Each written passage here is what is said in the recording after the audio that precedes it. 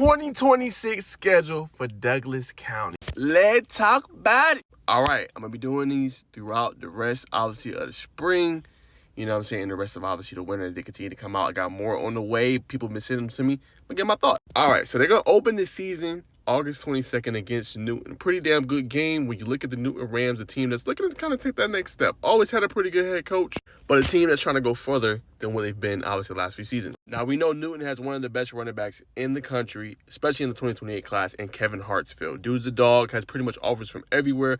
He's going to be the one to watch, obviously, in that game going up against Douglas County. And we know what DC has on the defensive side of the ball with Justin Weeks being in there, Adrian Cole, and so many more. Then they're going to play Sandy Creek. And what I love about this year is the Sandy Creeks, the Creek Sides, the obviously Langston Hughes, they're scheduling these matchups that we want to see. DC versus Sandy Creek is going to feed families, bro. Sandy Creek is going to obviously have a new-looking team this year. They're still going to have Corey Hadley Jr., right? But they're not going to have Amari Latimer, who's not at West Virginia. They're not going to have, obviously, some of those big pieces, Avon Florence. They're not going to have some of these pieces they're going to have or the past few years, right? And this is the defending state champions. Now it is Caleb Hill time to shine, right? And we know Caleb Hill's a dog. We know this, right? But you're going to be kind of put in the forefront of carrying the team. Now, we know we could play. We know he can throw 70-yard bombs. We know that he can make the throws and make the reads that he needs to make. But can you carry a team to the next level? We're going to find that out. Then they're going to play, obviously, against the Douglas Astros, a team that's ascending, obviously, under their head coach and continue to get better and better each and every year. We will see how good Douglas Atlanta looks, but that's not going to be a slouch game. This is the nitty-gritty, bro. This schedule's elite because then you can play Carver Columbus. Carver Columbus always has a pretty good team. They've obviously won another state championship, and we broke down Carver Columbus' schedule and what head coach Jarvis Jones has been able to do with the Tigers. They're nothing to mess with, man. It's a team that's very loaded, very deep. So that's going to be a marquee matchup, and I believe that's obviously on the road going to Carver Columbus. Then they play Rome. Now, remember, last year, y'all, they played Rome in the spring game. Now they're going to play Rome actually on their schedule. And it's going to be pretty elite because Rome is in a new era. No more John Reed as the head coach. New era. They obviously lost some of their pieces. No Jeremy Winston. No Darnell Collins. But they're going to have Aiden McPherson back for another year. And we know last year their top 2029 quarterback transferred as well. But this is the year you see some of the young kids stepping up for the Rome Wolves, right? 2029 is going to be sophomores this upcoming year. So this is going to be a year to watch how good these young thoroughbreds is going to be for Rome across the board. Because I heard the offensive line and defensive line is nothing to play with. So that's going to be a pretty good game, tune-up game, obviously, for Douglas County. Then they begin region play. Region play, they're going to go, obviously, the first matchup is going to be Marquee. They play Carrollton. We know Carrollton got C.J. Seifert, pretty good offensive line, led by Quilly Felder.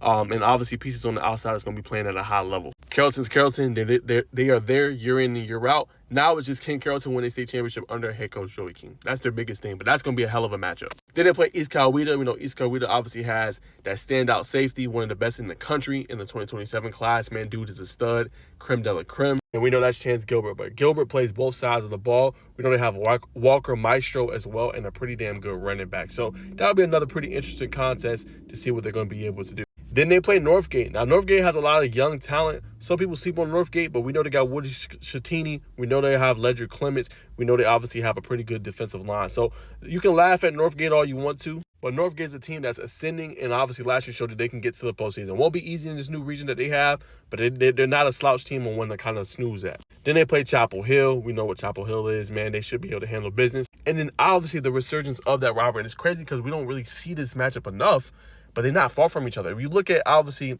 the distance in this matchup, Douglas County and obviously Westlake, they're not that far off from each other. Douglasville, obviously, on the outskirts of Atlanta, and then Westlake. That's going to be a top-tier matchup. Can't wait for that one. Two really good teams. I'm glad this rivalry is going to kind of get renewed a little bit.